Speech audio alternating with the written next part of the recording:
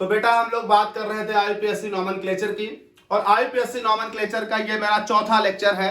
3 lecture आप लोगों ने पहले से देख रखे होंगे, जिन्होंने नहीं देखे हैं वो पहले से देख लें। और 3 लेक्चर देखने के बाद जब वो चौथा लेक्चर देखेंगे तो वो बेहतर समझेंगे। और आज हम लोग इस आईयूपीएससी नोमेनक्लेचर के चौथे लेक्चर में ऐसे कंपाउंड्स का नोमेनक्लेचर करेंगे जिन कंपाउंड्स में फंक्शनल ग्रुप होगा। फंक्शनल ग्रुप रखने वाले कंपाउंड्स का नोमेनक्लेचर हम 2 पार्ट में करेंगे, पार्ट 4 और जो अगला आएगा पार्ट 5। पार्ट 4 में हम ऐसे कंपाउंड्स का नोमेनक्लेचर करेंगे जिसमें फंक्शनल ग्रुप तो होगा लेकिन सिर्फ एक फंक्शनल ग्रुप होगा। पार्ट 5 जो लेकर आऊंगा उसमें हम ऐसे कंपाउंड्स का नोमेनक्लेचर करेंगे जिसमें फंक्शनल ग्रुप होंगे और एक से ज्यादा फंक्शनल ग्रुप होंगे। तो हम आज के इस पोर्शन में, इस लेक्चर में ऐसे कंपाउंड्स का नोमेनक्लेचर करने वाले हैं, ऐसे कंपाउंड्स का नोमेनक्लेचर मैं आपको सिखाने वाला हूं जिनमें सिर्फ और सिर्फ एक फंक्शनल ग्रुप एक कंपाउंड में। चलिए बात करते हैं। तो जब हमारे पास फंक्शनल ग्रुप रखने वाले कंपाउंड्स आते हैं तो इसमें भी हम वही बातें जैसे कि लॉन्गेस्ट चेन सेलेक्ट करना, नंबरिंग करना, उनको ध्यान देंगे। बाकी जो रूल है वो सब वही जो आपको पहले, दूसरे या तीसरे पोर्शन में कहीं ना कहीं पढ़ाए गए हैं। तो सबसे पहले यहां हम लोग बात करेंगे, अगर फंक्शनल ग्रुप है तो लॉन्गेस्ट चेन क्या होगी। तो हम लोग बात करेंगे यहां पर फिर से पहले रूल की, लॉन्गेस्ट चेन रूल।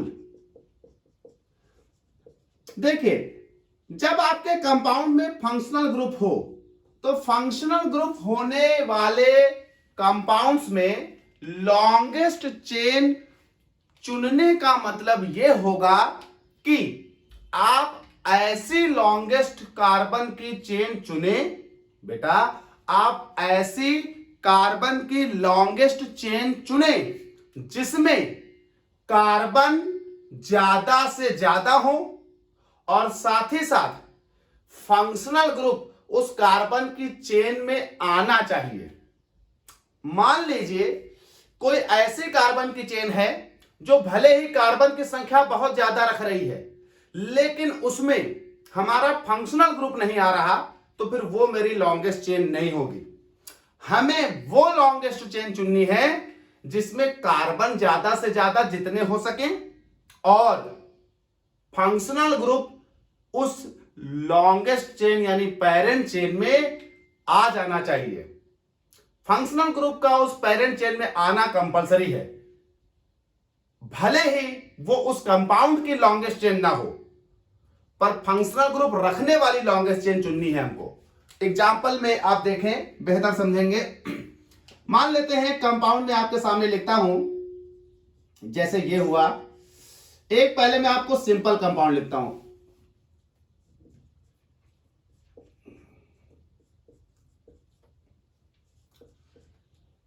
आप पहले इसे समझ लें। देखिए ये हुआ, इसमें आपकी ये सीधी एक लॉन्गेस्ट चेन बन रही है। जो चीज समझाना चाह रहा हूं मैं वो समझिए। ये देखिए OH ग्रुप इस चेन में आ रहा है। कैसे? OH ग्रुप जिस कार्बन पर जुड़ा है वो कार्बन इस चेन में गिन लिया गया, यानी फंक्शनल ग्रुप जिस कार्बन पर है वो कार्बन हमारी पेरेंट चेन में आ गया। यानी फंक्शनल ग्रुप जिस कार्बन पर हो वो हमारी पेरेंट चेन में आ जाना चाहिए। अच्छा, यहां पर एक बात आपको और ध्यान रखनी होगी। बहुत सारे फंक्शनल ग्रुप ऐसे होते हैं जिनमें खुद ही कार्बन होता है। जैसे एग्जांपल के तौर पर यह भी एक फंक्शनल ग्रुप है जिसमें खुद ही कार्बन है, CH3, CH2, CH2 और CHO। ऐसे भी फंक्शनल ग्रुप होंगे जिसमें खुद ही कार्बन होगा। तो याद रखिएगा, ऐसे फंक्शनल ग्रुप जिसमें खुद ही कार्बन है उस कार्बन को मिलाते हुए लॉन्गेस्ट चेन चुननी है। जैसे ये लॉन्गेस्ट चेन हो गई और उस लॉन्गेस्ट चेन में, पेरेंट चेन में उस फंक्शनल ग्रुप का कार्बन भी गिना जाएगा। अच्छा, ये वो फंक्शनल ग्रुप था जिसमें कार्बन नहीं था, तो हम ऐसे लॉन्गेस्ट चेन चुनेंगे जिस लॉन्गेस्ट चेन में फंक्शनल ग्रुप जिस कार्बन से जुड़ा हो वो कार्बन आ जाए। और अगर फंक्शनल ग्रुप में खुद ही कार्बन हो तो हम ऐसी लॉन्गेस्ट चेन चुनेंगे जिसमें वो फंक्शनल ग्रुप का कार्बन उस लॉन्गेस्ट चेन का हिस्सा बन जाए। दो तरह से बातें होनी है यहां पर। अगर फंक्शनल ग्रुप खुद कार्बन रख रहा है तो उस लॉन्गेस्ट चेन को चुनिए जिसमें फंक्शनल ग्रुप का कार्बन चेन में इन्वॉल्व हो जाए। फॉर एग्जाम्पल, जैसे ये एग्जाम्पल जो लिया, अगर सेम ऐसे ही मैं यहां पर एक और एग्जाम्पल लूं इस फंक्शनल ग्रुप को रखते हुए, तो आप जरा गौर करिएगा। CH3 CH2 CH2 CH और CH3 और ये मैं लगा लेता हूं CHO। तो देखिए, जब OH था तो हमारी चेन ये है 5 कार्बन की। देखिए 1 2 3 4 5 कार्बन की चेन यहां भी बन रही है, लेकिन उस 5 कार्बन की चेन में CHO ग्रुप रखने वाला कार्बन भी आ रहा है, लेकिन CHO ग्रुप का कार्बन नहीं आ रहा। इसलिए ध्यान रखिएगा, अगर आपके पास फंक्शनल ग्रुप में खुद ही कार्बन है तो फिर उस कार्बन को जरूर लेना है। बाकी उस कार्बन को लेते हुए जो सबसे लंबी चेन बने, तो इस कार्बन को लेते हुए इधर जाओगे तो 1 2 3 और इधर जाओगे तो 1 2 3 4 5, तो ये वाली चेन सिलेक्ट की जाएगी। अगर फंक्शनल ग्रुप में बेटा कार्बन है तो फंक्शनल ग्रुप वाला कार्बन इन्वॉल्व करते हुए चेन चुननी है सबसे लंबी, और अगर फंक्शनल ग्रुप में कार्बन नहीं है तो उस लॉन्गेस्ट चेन को चुननी है जिसमें फंक्शनल ग्रुप उस कार्बन से, जिस कार्बन से अटैच है वो वाला कार्बन आ जाए। चलिए कुछ और एग्जांपल लेते हैं। फॉर एग्जांपल हम दूसरा एग्जांपल इस कैटेगरी में ले लेते हैं। मान लीजिए CH3 CH2 CH2 CH CH2 OH और ये हमारे पास हो गई CH2 CH3। अब देखिए, लॉन्गेस्ट चेन अगर चुने तो 1 2 3 4 5 6 कार्बन की है। इस कार्बन को चुने तो 1 2 3 4 कार्बन की है, 1 2 3 4 5 कार्बन की है। यानी इस चेन को चुनोगे तो 5 कार्बन, इस चेन को चुनोगे तो 4 कार्बन, इस चेन को चुनोगे तो 6 कार्बन। लेकिन गौर करिए, 6 कार्बन वाली यहां लॉन्गेस्ट चेन है, पर अगर हम 6 कार्बन वाली चेन चुनते हैं तो क्या वो वाला कार्बन आएगा जिस कार्बन पर OH है? नहीं। हमने कहा है कि functional group direct parent chain पर लगा होना चाहिए, लेकिन अगर हम इस चेन को चुन ले 6 कार्बन वाली तो फंक्शनल ग्रुप डायरेक्ट नहीं होगा। चेन और फंक्शनल ग्रुप के बीच में एक CH2 है, तो फंक्शनल ग्रुप डायरेक्ट चेन से नहीं जुड़ा। इसका मतलब हम ये चेन लंबी होने के बाद भी नहीं चुनेंगे, तो हम उस चेन को चुनेंगे जिसमें functional group direct parent chain पर लगा हो। तो हमारी functional group direct parent chain मतलब हमारा ये लॉन्गेस्ट चेन होगा यहां पर। तो भले ही लॉन्गेस्ट चेन वो 6 कार्बन की थी, लेकिन वो फंक्शनल ग्रुप को डायरेक्ट अटैच नहीं कर रही थी, जिस वजह से वो लॉन्गेस्ट चेन नहीं है, ये लॉन्गेस्ट चेन है यहां पर। तो लॉन्गेस्ट कार्बन चेन यानी पेरेंट चेन जब फंक्शनल ग्रुप हो तब दो तरह से चुनी जाएगी। पहला, उन लोगों के लिए रूल जिसमें functional group OH NH2 SO3H इस तरह के हों, मतलब ऐसे फंक्शनल ग्रुप जिसमें कार्बन ना आता हो, उनमें उस लॉन्गेस्ट चेन को चुनिए जिस लॉन्गेस्ट चेन यानी पेरेंट चेन में फंक्शनल ग्रुप डायरेक्ट अटैच होते हों, और जिनमें फंक्शनल ग्रुप में खुद ही कार्बन है तो उसमें उस लॉन्गेस्ट चेन को चुनिए जिसमें फंक्शनल ग्रुप का कार्बन लॉन्गेस्ट चेन का हिस्सा बन जाए। चलिए कुछ और समझाता हूं। मान लीजिए इस वाली कैटेगरी में हमारे पास है CH3 CH2 CH3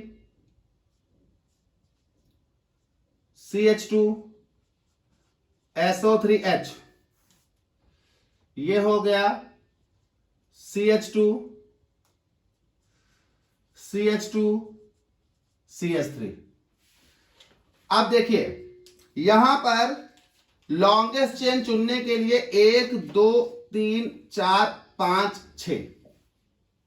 लेकिन इस चेन में फंक्शनल ग्रुप SO3H जो है वो डायरेक्ट अटैच नहीं हो रहा। फंक्शनल ग्रुप और पेरेंट चेन के बीच में कुछ कार्बन आ रहे हैं, तो इसका मतलब ये लॉन्गेस्ट चेन नहीं है। अब इस SO3H जिस CH2 पर है इसको लॉन्गेस्ट चेन में लेना ही पड़ेगा। ये हो गया ऐसे। अब इसके बाद आपके पास 3 रास्ते हैं जाने के। ऊपर जाओ तो 1 2 3 कार्बन, इधर जाओ तो 1 2 3 4 कार्बन, और इधर जाओ तो 1 2 3 4 5 कार्बन, यानी ये लॉन्गेस्ट चेन है। ऐसी चेन सेलेक्ट कर ली जिसमें फंक्शनल ग्रुप भी आ रहा है और सबसे ज्यादा कार्बन भी आ रहे हैं। यानी फंक्शनल ग्रुप को इंक्लूड करना हमारे लिए कंपलसरी है पेरेंट चेन पर। फंक्शनल ग्रुप हमारी पेरेंट चेन पर डायरेक्ट अटैच होना चाहिए। उसको अटैच करते हुए जो लॉन्गेस्ट चेन बने, भले ही वो कंपाउंड की सबसे लंबी श्रृंखला ना हो। चलिए एक और एग्जांपल लेते हैं। मान लीजिए कुछ ऐसा केस आ जाए,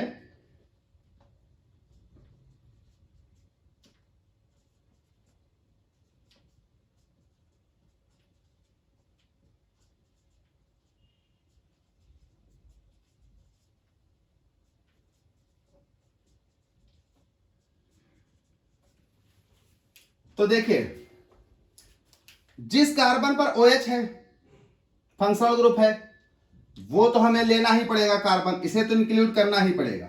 जब इसे इंक्लूड करना पड़ेगा तो इसका मतलब ये बात तो तय हो गई कि इसे तो हमें रखना ही है।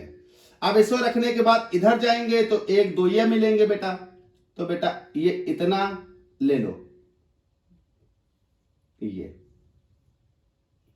अब यहां पहुंचते ही 1 2 3 1 2 3 1 2 3 4, उधर जाने पर ज्यादा मिलेंगे। अब जरा एक चीज और गौर कर लीजिएगा, अगर उधर जाओगे तो साइड चेन कितनी मिलेगी 1 2, और इधर आओगे तो साइड चेन कितनी मिलेगी 1 2। साइड चेन दोनों बराबर मिल रही, तो सबसे लंबी श्रृंखला ये चुनिए। तो ये मेरे पास OH को रखते हुए 1 2 3 4 5 6 कार्बन की सबसे लंबी चेन बन रही है।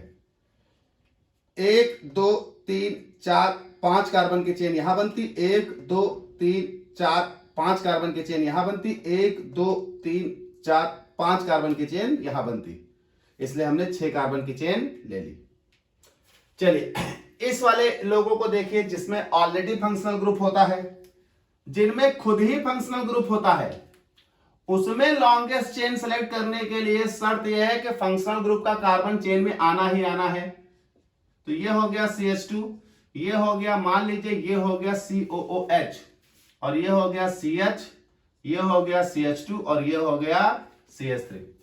अब भले ही इसमें लॉन्गेस्ट चेन 1 2 3 4 5 कार्बन की है, अगर हम यहां देखें तो 1 2 3 4 1 2 3 4, तो भले ही ये 5 कार्बन की चेन लॉन्गेस्ट चेन है, पर ये लॉन्गेस्ट चेन नहीं बन सकती क्योंकि ये फंक्शनल ग्रुप के कार्बन को इंक्लूड नहीं कर रही। अगर ये फंक्शनल ग्रुप कार्बन ना रखता होता, मान लीजिए ये OH होता, तब ये 5 कार्बन की चेन बन जाती। क्योंकि फंक्शनल ग्रुप अगर कार्बन ना रखे तो शर्त ये होती है कि वो चेन सेलेक्ट करिए जिसमें फंक्शनल ग्रुप डायरेक्ट अटैच हो, तो हम इसे चेन सेलेक्ट कर लेते और ये OH होता, डायरेक्ट अटैच होता। लेकिन चूंकि ये खुद कार्बन रख रहा है, तो खुद कार्बन रखने वाले फंक्शनल ग्रुप के केस में आपका फंक्शनल ग्रुप पेरेंट चेन से डायरेक्ट अटैच होने का रूल नहीं है, उसमें फंक्शनल ग्रुप का कार्बन का पेरेंट चेन में इन्वॉल्व होने का रूल है। तो इसका मतलब इस कार्बन को इन्वॉल्व करना ही पड़ेगा।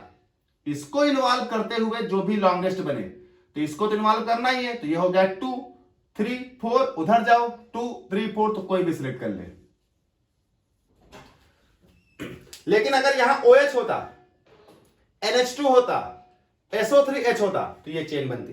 क्योंकि फिर ऐसे केस में फंक्शनल ग्रुप पेरेंट चेन से जुड़ा होना जरूरी होता है, क्योंकि उसमें खुद का कार्बन होता नहीं, तो उस कार्बन का इन्वॉल्व होना जरूरी नहीं होता, बस वो फंक्शनल चेन पर जुड़ा हो तो लंबी चेन ढूंढ लेते हैं। एक और एग्जांपल लेते हैं इनका। मान लीजिए CH3 CH3 CH और COOH और CH2 और CH3। अब ऐसे केस में जब हम ये चिनते तो ये तो हमें इन्वॉल्व करना जरूरी था। ऊपर जाओ तो इधर 1 2 3 और इधर 1 2 3, लेकिन उधर जाने पर ब्रांच नहीं मिल रही, इधर जाने पर ब्रांच मिल रही है। तो रूल वो लगा दीजिए जो आपको पहले बताए थे कि वो चेन सिलेक्ट करिए जिसमें सारी ब्रांच कवर हो जाए ज्यादा से ज्यादा। तो ये क्योंकि इधर चेन करने सिलेक्ट करने पर 1 2 ब्रांच मिलेंगी और अगर हम उधर जाते तो 1 ब्रांच मिलती। और आपको बताया था कि अगर आपके पास ऐसा केस आए तो उस चेन को सिलेक्ट करिए जिस चेन में ब्रांच की संख्याएं ज्यादा हों। चलिए, तो आप समझ गए, फिर से मैं आपको समझा देता हूं। जब फंक्शनल ग्रुप किसी भी कंपाउंड में मौजूद होता है तो फंक्शनल ग्रुप वाले कंपाउंड्स में चेन को सिलेक्ट करते वक्त आप 2 बातें सोचेंगे। पहली, क्या आपके फंक्शनल ग्रुप में कार्बन है या आपके फंक्शनल ग्रुप में कार्बन नहीं है।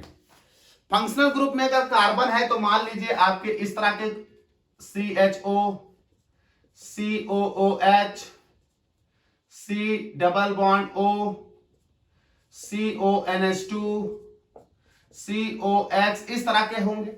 और जिनमें फंक्शनल ग्रुप में कार्बन चेन ना हो, अगर ऐसे ग्रुप की बात करें तो इस तरह के होंगे SO3H OH NH2 इस तरह के होंगे। तो अगर फंक्शनल ग्रुप में खुद का कार्बन है तो यह बात बिल्कुल तय है कि जो फंक्शनल ग्रुप का कार्बन है उसे पेरेंट चेन में रखना ही रखना है। तो जाहिर सी बात है, जहां फंक्शनल ग्रुप का कार्बन है बस वहीं तुम खड़े हो जाओ, वहीं से शुरू करो चेन को और वहां से शुरू करो, फिर देखो जिधर जाने पर लंबी चेन मिल रही हो। और अगर जिधर जाने पर लंबी चेन ढूंढते वक्त अगर ब्रांचिंग भी आ जाए तो जिधर जाने पर लंबी चेन और ज्यादा ब्रांच मिल रही हो, जैसे ये देखिए, इधर जाने पर यहां जाने पर उधर भी इधर भी, लेकिन इधर ब्रांच ज्यादा मिल रही थी, ले ली। इधर जाने पर कार्बन ज्यादा मिल रहे थे, ले लिए। चलिए, तो किसी भी कंपाउंड में अगर फंक्शनल ग्रुप है और फंक्शनल ग्रुप में कार्बन है तो उस कार्बन को रखने वाले फंक्शनल ग्रुप को आपको पेरेंट चेन में इन्वॉल्व करना ही है। ये देखिए किया, ये देखिए किया, ये देखिए किया, ये देखिए किया। अब बात आती है अगर उसमें कार्बन नहीं है फंक्शनल ग्रुप में, तो अगर फंक्शनल ग्रुप में कार्बन नहीं है तब आप उस सबसे लंबी चेन को चुनिए जिस पेरेंट चेन में फंक्शनल ग्रुप डायरेक्ट अटैच हो। तो चुन ली, डायरेक्ट अटैच है। यहां पर देखिए, चुन लिया, डायरेक्ट अटैच हो गया। अगर हम यहां से उधर काट देते तो फिर चेन और OH के बीच में CH2 आ जाए तो डायरेक्ट अटैच नहीं होता। अगर हम यहां से चेन को काट देते तो चेन और SO3H के बीच में CH2 आ जाता, डायरेक्ट अटैच नहीं होता। तो डायरेक्ट अटैच वाला, डायरेक्ट अटैच वाला। तो ये हो जाता है हमारे पास किसी भी फंक्शनल ग्रुप वाले कंपाउंड में चेन को सेलेक्ट करना। याद रखिएगा बच्चे, IUPAC में गलती हमेशा 2 ही जगह करते हैं, या तो चेन वो सही सेलेक्ट नहीं करते या नंबरिंग सही नहीं करते। जब चेन गलत सेलेक्ट होती है या नंबरिंग गलत होती है तो फिर बेटा जब आप प्रीफिक्स और सफिक्स और रूट वर्ड रखते हैं वो गलत हो जाते हैं। यानी सबसे पहला ध्यान आपको चेन सेलेक्ट करना और नंबरिंग सही करने पर है। जब ये 2 बातें हो जाती हैं तब हम तीसरी बात ध्यान देते हैं प्रीफिक्स और सफिक्स पर। फिर चौथी बात ध्यान देते हैं प्रीफिक्स और सफिक्स के नाम पर। फिर पांचवी बात ध्यान देते हैं अरेंजमेंट पर, alphabetical order, di tri tetra word and so on. तो जरा बहुत ध्यान से चेन को सिलेक्ट करिए। अब चेन सिलेक्ट करना सीख गए, अब हम लोग बात करेंगे नंबरिंग करना। तो हम लोग ये जो एग्जाम्पल बने हैं इसी में आपको नंबरिंग करना सिखा देते हैं। दोबारा क्या लिखेंगे हम, तो दूसरा रूल हमारे पास है आपको नंबरिंग करना। जो आपके फंक्शनल ग्रुप्स वाले कंपाउंड हैं अगर उसमें नंबरिंग करें तो आप कैसे करेंगे, नंबरिंग इन पेरेंट चेन। देखिए नंबरिंग करते वक्त हम आपको 2 बातें बताएंगे।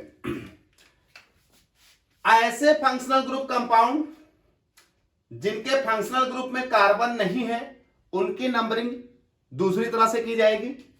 ऐसे फंक्शनल ग्रुप कंपाउंड जिनके फंक्शनल ग्रुप में कार्बन है उनकी नंबरिंग दूसरी तरह से की जाएगी। तो सबसे पहले हम उन फंक्शनल ग्रुप वाले कंपाउंड्स की नंबरिंग करना सिखाते हैं जिसमें कार्बन है।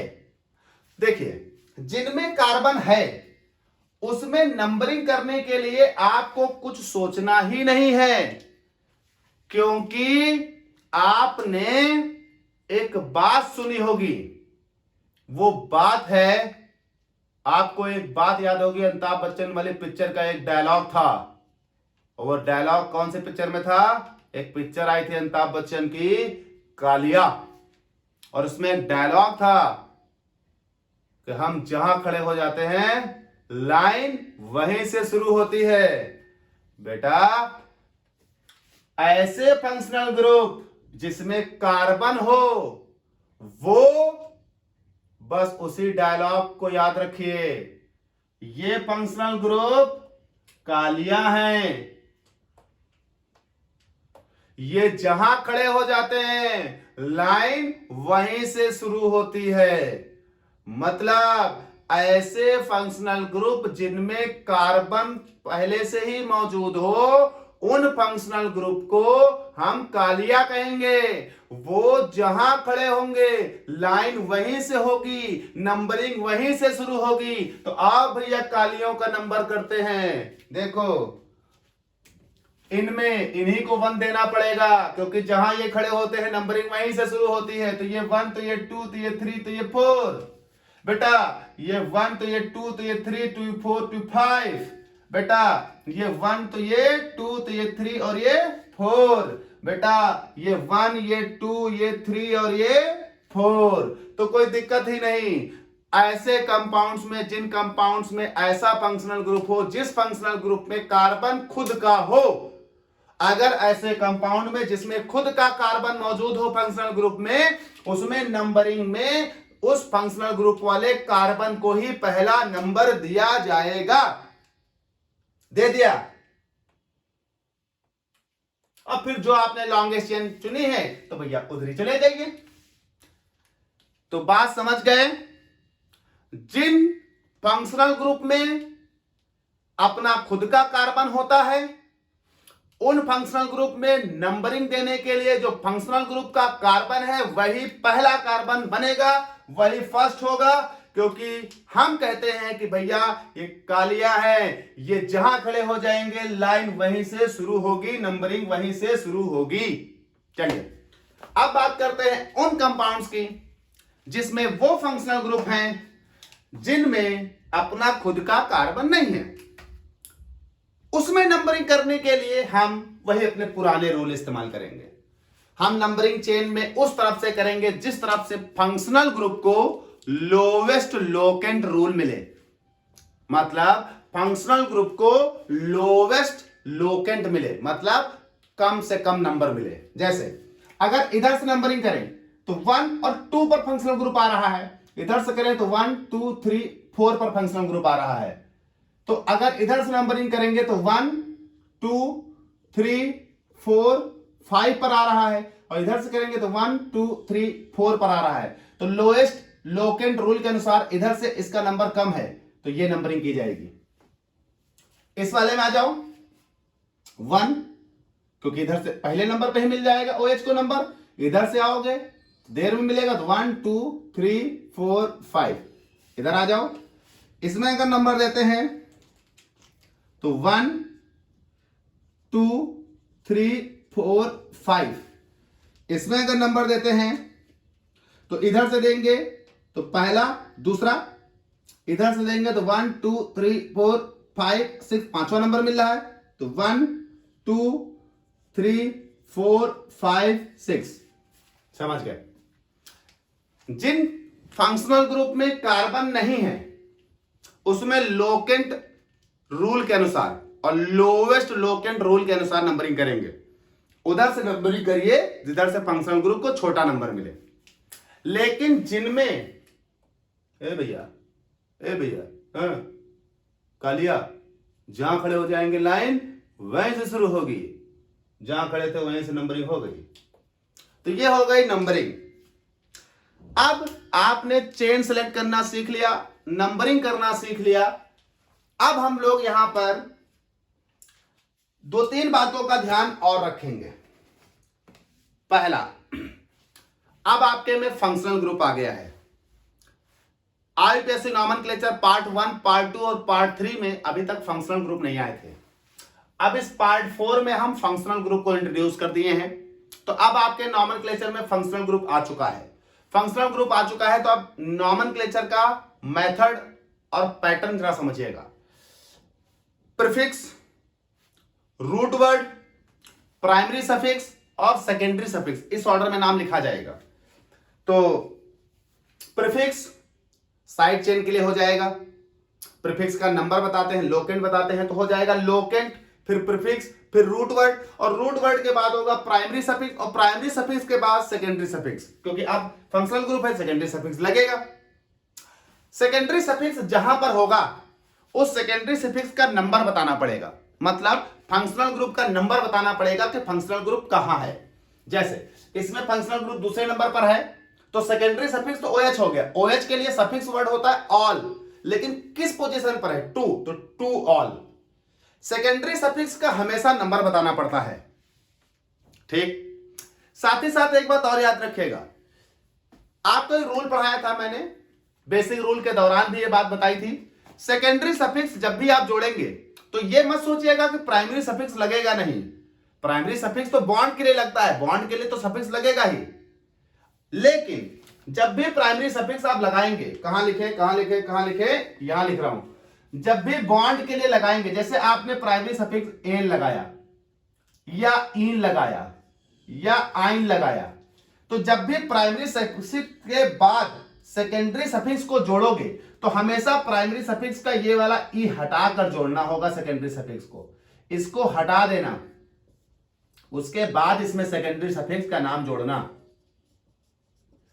तो प्राइमरी सफिक्स के ई को हटाने के बाद सेकेंडरी सफिक्स का नाम जोड़ा जाता है। ठीक, तो चेन सेलेक्ट कर लो, बता दिया, नंबरिंग सही से कर लो, बता दिया, उसके बाद प्राइमरी सफिक्स का ई हटा के सेकेंडरी सफिक्स का नाम जोड़ दो। और जैसे पीछे से हम एक्सरसाइज करते आए वैसे हम फिर से एक एक्सरसाइज करेंगे आपके लिए। ये पार्ट 4 है, पार्ट 1 में कोई एक्सरसाइज नहीं हुई थी, पार्ट 2 में एक एक्सरसाइज हुई थी, पार्ट 3 में एक एक्सरसाइज हुई थी, पार्ट 4 में एक एक्सरसाइज होगी। यानी एक्सरसाइज के आधार पर देखें तो हम लोग करेंगे एक्सरसाइज नंबर 3। अच्छा, एक्सरसाइज नंबर 3 में जो लिखे हैं पहले तो हम इन्हीं का नाम आपके लिए लिख देते हैं। तो ये मेरे पास बन गई अब एक्सरसाइज। देखिए, चेन हम पहले से ही सिलेक्ट कर चुके हैं, नंबरिंग भी हम कर चुके हैं, तो ये हो गया एक्सरसाइज 3। नंबरिंग भी कर चुके हैं, चेन भी सिलेक्ट कर चुके हैं, बस नाम अब अरेंज कर देना है। देखिए फटाफट इधर देखिए भाई, 1 2 3 4 5, 5 कार्बन। बेटा कोई साइड चेन कोई नहीं, ये तो फंक्शनल ग्रुप है, सफिक्स है। अब जरा 5 कार्बन के लिए पेंट, सिंगल बॉन्ड है सब, तो एन, लेकिन याद रखिएगा एन का ई हटाकर इसका नाम जोड़ा जाएगा। ठीक, तो पेंट एन, अभी पे लिख देता हूं फिर समझाता हूं, एन। अब इस पर दूसरे कार्बन पर ऑल है, तो ये हो जाएगा 2 और OH के लिए ऑल।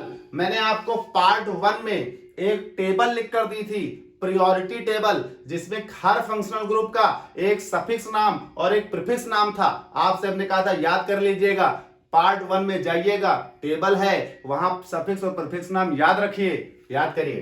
तो OH का सफिक्स नाम है ऑल, किस पोजीशन पे, 2, तो अब यहां लिखा जाएगा 2 ऑल। लेकिन हमने कहा था सेकेंडरी सफिक्स जोड़ने से पहले प्राइमरी सफिक्स का ई हटा दो, तो हटा दिया, तो ये हो जाएगा पेंटेन 2 ऑल। चलिए इधर आ जाइए, 1 2 3 4 5, इसमें एक साइड चेन है 2 पर, एथिल, तो ये हो जाएगा 2 एथिल। कितने कार्बन? 5, तो पेंट। भैया OH किस कार्बन पर? पहले पर। सारे बॉन्ड सिंगल, तो पेंट एन का ये हटाकर 1 ऑल। इसमें आ जाइए, 5 कार्बन, 2 साइड चेन है, दूसरे नंबर पर है, एक एथिल एक मेथिल है। अल्फाबेट के लिए एथिल पहले आएगा, तो 2 एथिल, फिर 2 मेथिल,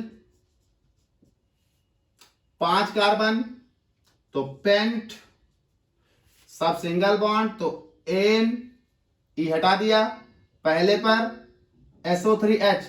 SO3H का नाम था, SO3H का नाम था सल्फोनिक एसिड, तो पेंटेन 1 सल्फोनिक एसिड।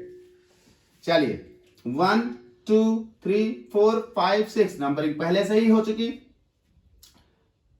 3 पर एक साइड चेन, 4 पर एक साइड चेन, लेकिन 3 पर जो साइड चेन है वो ब्रांच है। ब्रांच वाले रूल में पीछे पढ़ा चुका, तो ब्रांच वाले के केस में क्या करते हैं, उसको फिर से नंबरिंग दे देते हैं 1 डैश 2 डैश।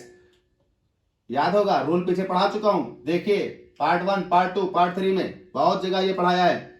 1 डैश 2 डैश, तो 1 डैश पर मेथिल है, तो इसका पहले नाम लिख लीजिए, इसका पहले नाम लिख लीजिए। तो इसका नाम मैं यहां लिख देता हूं पहले, तो इसका खुद का नाम होगा 1 डैश मेथिल, और ये था एथिल, तो 1 डैश मेथिल एथिल, ये इस चेन का नाम हो गया ब्रैकेट में, और ये पूरा तीसरे नंबर पर लगा है, तो तीसरे नंबर पर लगा है। अब इसका चेन का नाम पता चल गया, इसका मेथिल, तो बेटा नाम होगा 4 मेथिल 3 ब्रैकेट में 1 dash methyl ethyl, 6 carbon, hex ene, और फंक्शनल ग्रुप है दूसरे कार्बन पर, तो 2 ऑल, हेक्स 2 ऑल। शायद नीचे ना दिख रहा हो तो मैं इधर मोड़ देता हूं थोड़ा, हेक्स एन 2 ऑल। चलिए हम लोगों ने ऐसे कंपाउंड्स का नाम लिख लिया जिसमें एक फंक्शनल ग्रुप था और उस फंक्शनल ग्रुप पे कार्बन नहीं था। अब हम इनके नाम लिखते हैं, इनमें भी एक ही फंक्शनल ग्रुप है, लेकिन इन फंक्शनल ग्रुप्स में कार्बन है। याद रखिएगा, जिन कंपाउंड्स में एक फंक्शनल ग्रुप हो और उस फंक्शनल ग्रुप में अपना खुद का कार्बन हो, उसमें फंक्शनल ग्रुप को पोजीशन देने की आवश्यकता नहीं है, क्योंकि यह कंफर्म है कि ऐसे फंक्शनल ग्रुप जिसमें खुद का कार्बन हो वही 1 नंबर होंगे, इसलिए उनको पोजीशन नहीं दी जाती। लेकिन तब तक जब तक कंपाउंड में एक ही फंक्शनल ग्रुप हो। अगर एक से ज्यादा फंक्शनल ग्रुप हुए तब कहानी अलग होगी, आगे आने वाले पार्ट में समझाऊंगा मैं। यहां पर एक ही फंक्शनल ग्रुप है, इसलिए उनको 1 नंबर मिला है, इसलिए हम इनको क्या नहीं दे रहे, पोजीशन नहीं बता रहे, क्योंकि ये अंडरस्टूड है कि एक फंक्शनल ग्रुप जिसमें कार्बन है वो 1 नंबर पर ही प्रेजेंट होगा। देखिए 4 कार्बन, तो ये लिखा जाएगा ब्यूट, सब सिंगल बॉन्ड, तो एन ई हटा दिया क्योंकि सेकेंडरी सफिक्स लगाना है, और CHO तो अल, तो ये हो जाएगा ब्यूटेनल। क्या हो जाएगा बेटा, ब्यूटेनल। इसे ब्यूटेन 1 अल कहिए, कोई प्रॉब्लम नहीं मेरे को, लेकिन कोई आवश्यकता नहीं है 1 लगाने की, क्योंकि अंडरस्टूड है कि वो 1 पर ही होगा। चलिए इधर 1 2 3 4 5 हो गया, यहां भी 1 पर ही आएगा, ये 2 पर है मेथिल, तो इसका नाम हो जाएगा 2 मेथिल। और बेटा ये मेरे पास 5 कार्बन, तो पेंट सब सिंगल बॉन्ड, तो एन ई हटाकर CHO के लिए अल, तो 2 मेथिल पेंटेनल। इधर आ जाइए, 1 2 3 4 4 कार्बन, 2 पर है एथिल, तो इसका नाम हो जाएगा 2 एथिल। 4 कार्बन के लिए ब्यूट, सारे सिंगल बॉन्ड, तो एन ई हटाकर पहले पर कार्बोक्सिलिक ग्रुप, कार्बोक्सिलिक ग्रुप का सफिक्स नेम होता ओइक एसिड, तो ये हो जाएगा ओइक एसिड, तो ब्यूटेनोइक एसिड। यहां जाइए 1 2 3 4, 2 पर है एथिल, 3 पर है मेथिल, अल्फाबेटिकली एथिल पहले आता, तो 2 एथिल 3 मेथिल। 4 कार्बन, तो ब्यूट, सिंगल बॉन्ड, तो एन, और पहले पर ओइक एसिड है, तो ओइक एसिड। ये हो गया 2 एथिल 3 मेथिल ब्यूटेनोइक एसिड। अब अगर मान लीजिए किसी भी कंपाउंड में एक ही फंक्शनल ग्रुप हो, देखिए एक फंक्शनल ग्रुप होना और एक से ज्यादा फंक्शनल ग्रुप होना दो अलग बातें हैं, इनमें थोड़ा समझना होगा आपको। जैसे एक फंक्शनल ग्रुप OH है, लेकिन OH ही कई बार आ जाए या कोई दूसरा फंक्शनल ग्रुप आ जाए, तो अगर एक ही फंक्शनल ग्रुप है और एक से ज्यादा बार है, एक ही फंक्शनल ग्रुप है और एक से ज्यादा बार है, तो क्या करेंगे, है ना, एक फंक्शनल ग्रुप और एक से ज्यादा बार, तब हम क्या करेंगे। तो हम इसके लिए आपको एक्सरसाइज 4 करा रहे हैं। एक्सरसाइज 4 में हम उन कंपाउंड्स की बात करेंगे जिसमें फंक्शनल ग्रुप तो एक ही होगा, लेकिन वो फंक्शनल ग्रुप एक से ज्यादा बार होगा। तो देखते हैं, इसको मिटाकर फिर आगे बात करते हैं। तो चलिए भाई, हम लोग बात करते हैं एक्सरसाइज 4 में ऐसे कंपाउंड्स की जिसमें फंक्शनल ग्रुप तो एक ही है लेकिन एक से ज्यादा बार आया है। अच्छा, एक बात याद रखिएगा, एक ही फंक्शनल ग्रुप अगर एक से ज्यादा बार आए तो वो सफिक्स भी बन सकता है और प्रीफिक्स भी बन सकता है। बड़ा कहानी है, गौर करिएगा। देखिए कुछ एग्जांपल लिखे हैं, इसमें एक कार्बन 2 कार्बन, चाहे इधर से गिनो चाहे उधर से गिनो, दोनों सेम सिचुएशन है। तो मान लीजिए ये 1 और ये मान लीजिए 2, तो 2 ही कार्बन है। अब इत्तेफाक से पहला OH 1 पर है और दूसरा OH 2 पर, तो अगर हम चेन बनाएं तो दोनों OH पैरेंट चेन पर आ रहे हैं। जब दोनों OH पैरेंट चेन पर आए, इसका मतलब दोनों फंक्शनल ग्रुप पैरेंट चेन पर हैं। जब सभी फंक्शनल ग्रुप पैरेंट चेन पर हो तो वो सफिक्स हैं। अगर कोई पैरेंट चेन से बाहर निकल गया तो वो प्रीफिक्स बन जाएगा। अगर फंक्शनल ग्रुप पैरेंट चेन में है तो सफिक्स, और पैरेंट चेन से बाहर है तो प्रीफिक्स बन जाएगा। अभी आप समझ जाएंगे।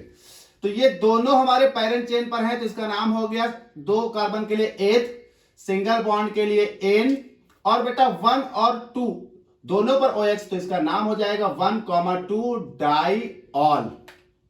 वैसे यहां समझिए, मान लीजिए 1,2, 3 है।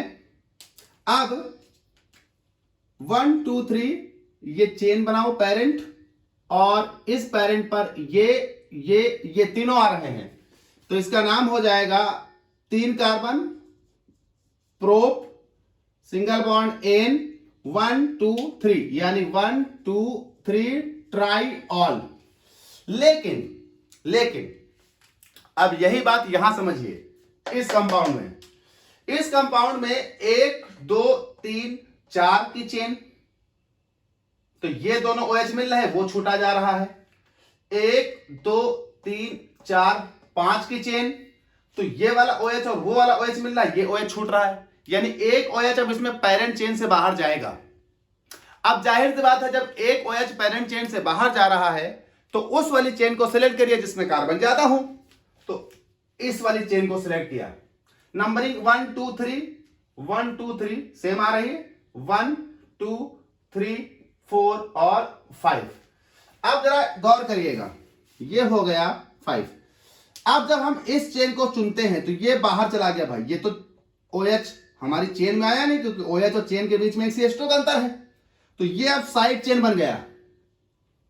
अब जब ये साइड चेन बन गया तो ये OH अब प्रीफिक्स में चला जाएगा, किसके साथ? CH2 के साथ। तो जरा गौर करिए, इसका नाम क्या होगा? अगर ये OH ना होता तो इसका नाम होता मेथिल, और मेथिल पर OH, और OH का प्रीफिक्स होता है हाइड्रोक्सी, तो OH का प्रीफिक्स होता है हाइड्रोक्सी, हाइड्रोक्सी लगा है मेथिल पर, तो इसका नाम हो जाएगा इतने का, इतने का नाम हो जाएगा, देखिए एक कार्बन तो मेथिल, OH तो इसका नाम हो जाएगा हाइड्रोक्सी मेथिल। अब ये तीसरी पोजीशन पर लगा है, और चूंकि प्रीफिक्स है तो इसका नाम हो जाएगा 3 हाइड्रोक्सी मेथिल। लेकिन जरा समझिएगा, 3 कंफ्यूज कर रहा है कि हाइड्रोक्सी पर है कि मेथिल पर है। 3 हाइड्रोक्सी मेथिल, तो इस कंफ्यूजन को दूर करने के लिए ब्रैकेट लगा दीजिए। अब ये कंफर्म हो जाएगा कि हाइड्रोक्सी मेथिल एक वर्ड है, तो 3 हाइड्रोक्सी मेथिल। चलिए अब इस चेन की बात करते हैं। 5 कार्बन तो पेंट, सब सिंगल बॉन्ड तो एन, ई हटा दो क्योंकि सफिक्स लगाने हैं सेकेंडरी। OH पहले पर, OH पांचवें पर, तो 1,5 डाई ऑल। तो आपने देखा कि 2 OH सफिक्स बन रहे हैं, लेकिन एक OH प्रीफिक्स बन गया है क्योंकि वो मेन चेन में नहीं आया था। वैसे ही इधर आ जाइए, मान लीजिए किधर से भी नंबरिंग करो सेम आ रही है, 1 2 3 4, तो नाम आएगा इनका 4 कार्बन तो ब्यूट, सब सिंगल बॉन्ड तो एन का ई हटा दिया, और पहले और चौथे पर ओइक एसिड है। अब देखिए यहां पर इस कार्बन रखने वाले फंक्शनल ग्रुप के नंबर बताने पड़ेंगे, क्योंकि अब एक से ज्यादा हैं तो बताने पड़ेंगे कहां कहां हैं। तो ये हो जाएगा 1,4 डाई ओइक एसिड। जब तक एक फंक्शनल ग्रुप था नंबर नहीं बता रहे थे क्योंकि वो पहले पर ही हो जाता। यहां आ जाइए, 1 2 3 4 5, आपके दोनों फंक्शनल ग्रुप आ गए। तो अब 3 पर 2 मेथिल है तो 3 डाई मेथिल, 5 कार्बन तो पेंट, पहले और पांचवें पर ओइक एसिड तो 1,5 डाई, क्योंकि 2 हैं ओइक एसिड। चलिए अब यहां पर भी वही प्रॉब्लम मैं आपके लिए लेकर आया हूं। 1 2 3 4, तो ये वाला चेन छूट रही है, एक ग्रुप छूट रहा है। 1 2 3 4 5 6, तो ये वाला एक कार्बन यानी एक चेन छूट रही है, यानी अब यहां एक प्रीफिक्स बनेगा ही बनेगा। तो बेटा 1 2 3 1 2 3 4 इधर से नंबरिंग देंगे तो 1 2 3 4 5 और 6। अब 2 आपके फंक्शनल ग्रुप तो चेन में आ गए, कार्बन चेन पर आ गए, एक फंक्शनल ग्रुप चेन से बाहर निकल गया। अच्छा कहोगे सर ये फंक्शनल ग्रुप तो पेरेंट चेन में ही है, लेकिन ये वो वाला फंक्शनल ग्रुप है जिसमें कार्बन है, और कार्बन वाला फंक्शनल ग्रुप पेरेंट चेन पर लगा हुआ नहीं, पेरेंट चेन का हिस्सा होना चाहिए, लेकिन ये कार्बन वाला फंक्शनल ग्रुप पेरेंट चेन का हिस्सा नहीं बन पाया, इसलिए ये बाहर है। तो अब जरा इसका नाम समझिएगा। अब ये तो हो गई पेरेंट चेन और ये गया बाहर, ये गया बाहर, तो ये बनेगा प्रीफिक्स, और प्रीफिक्स तो इसका नाम अब प्रीफिक्स वाला लिखा जाएगा। तो 3 पर प्रीफिक्स यानी ये हो गया 3 और इसका नाम होगा कार्बोक्सी, 3 कार्बोक्सी। अब 6 कार्बन तो हेक्स, सब सिंगल बॉन्ड तो एन, और 1 और 6 पर 2 कार्बोक्सिलिक ग्रुप तो 1,6 डाई ओइक एसिड। तो समझ गए होंगे कि जब कभी भी फंक्शनल ग्रुप्स चुने गए, चेन बना ली गई, तो अगर कोई फंक्शनल ग्रुप जिसमें कार्बन है वो हमारी पेरेंट चेन में इन्वॉल्व ना हो पाया तो वो फिर प्रीफिक्स बन जाएगा, बाकी सफिक्स। वैसे ही यहां अगर कोई फंक्शनल ग्रुप हमारी पेरेंट चेन पर डायरेक्ट अटैच ना हो पाया तो वो प्रीफिक्स बन जाएगा। यहां पर हमारी पेरेंट चेन पर डायरेक्ट जरूर अटैच है, लेकिन हमें इस वाले केस में डायरेक्ट अटैच नहीं चाहिए, हमें पेरेंट चेन का वो हिस्सा होना चाहिए क्योंकि उसका कार्बन है, इसलिए यहां पर ये प्रीफिक्स हो गया। तो ये हमारे पास हमने आज उन कंपाउंड्स की बात की जिन कंपाउंड्स में एक फंक्शनल ग्रुप होगा, चाहे वो एक फंक्शनल ग्रुप एक ही बार आए चाहे एक से ज्यादा बार आए। तो ये आपके पास ऐसे कंपाउंड की आईपीएससी हमने कर ली आज जिसमें एक फंक्शनल ग्रुप थे, चाहे वो एक बार आ रहे हो चाहे एक से ज्यादा बार आ रहे हो। अगले पार्ट यानी पार्ट 5 में हम उन कंपाउंड्स के आईयूपीएसी नॉमेनक्लेचर की बात करेंगे जिनमें पॉलीफंक्शनल ग्रुप होंगे, एक से ज्यादा फंक्शनल ग्रुप आएंगे। बहुत इंपॉर्टेंट टॉपिक है पार्ट 5, पॉलीफंक्शनल ग्रुप्स, जिसमें बहुत सारे फंक्शनल ग्रुप्स आ जाएंगे।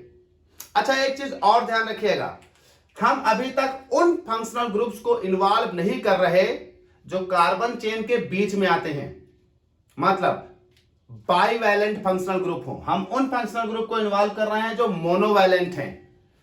पॉलीफंक्शनल ग्रुप के बाद हम आपको उन फंक्शनल ग्रुप का नाम लिखना सिखाएंगे जो बाईवैलेंट है, जैसे कीटोन बीच में आ रहा है, ईस्टर बीच में आता है, ईथर बीच में आता है, उनकी बात करेंगे।